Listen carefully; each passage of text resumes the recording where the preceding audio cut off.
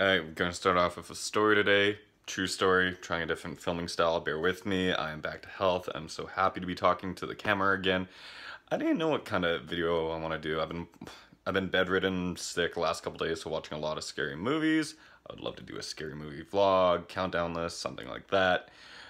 But going over my views and stuff and what people want from me, it's money stuff. That's kind of my jam. It's what I'm really into right now. And so beginning to save, make money, and all that good stuff. So we're gonna start off with a story. This man was working for the post office, basically minimum wage his whole life. I think his yearly salary is about $24,000, so he wasn't making bank. And his friends ask him, like, how are you gonna be able to retire? Do you know what to do? Do you need help? And post office guy's like, man, I don't stand a freaking chance. I make nothing, and I can't save a dime, I'm going from paycheck to paycheck.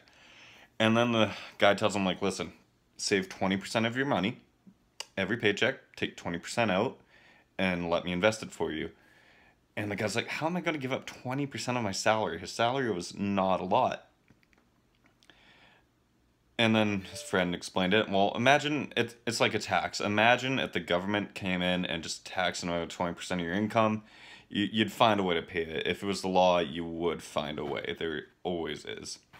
And so that's what happened. The guy ended up cutting out another 20% of his income, giving it to his friend to invest it, and by the time he was 65 and ready to retire, that 20% of his income, because invested really well back in like the 60s, I think it came to about $22 million.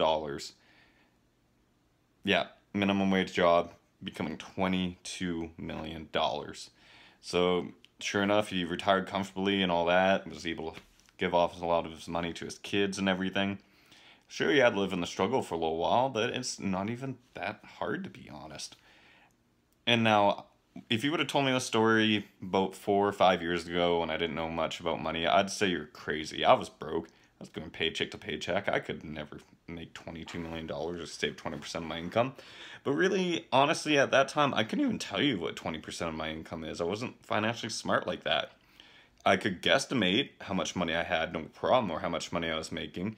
I think a lot of us can, but none of us really sit down with a calculator or app or anything and figure out what we actually make and how much we can make and how much we spend. That is a big one. Once I realized how much I was actually spending, basically I guesstimated I make $2,500 a month and I spend $1,500.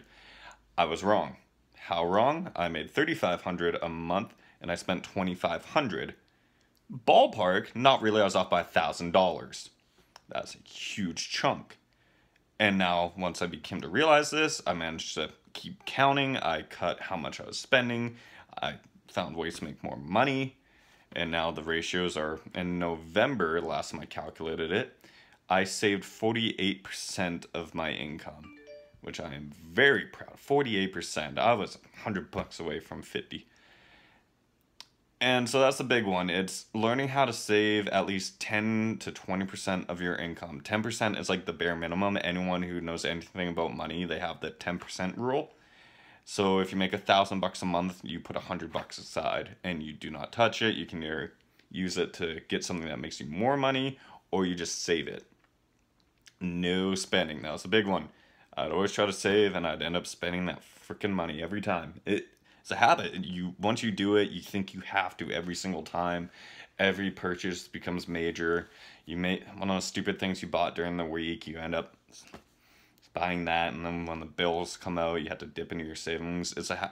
Don't spend it. I treated it like it was a goal at the gym, having $1,000 saved. It was like getting a 1,000-pound bench press. I focused. I worked so hard. I saved for it.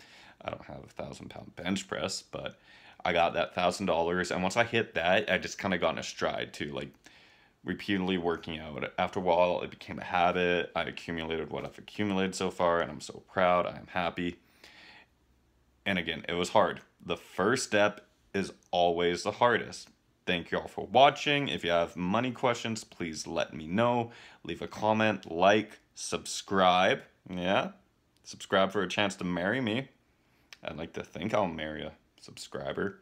And she has to be supportive of like all my social media endeavors, but I'll support hers too. It'd be great.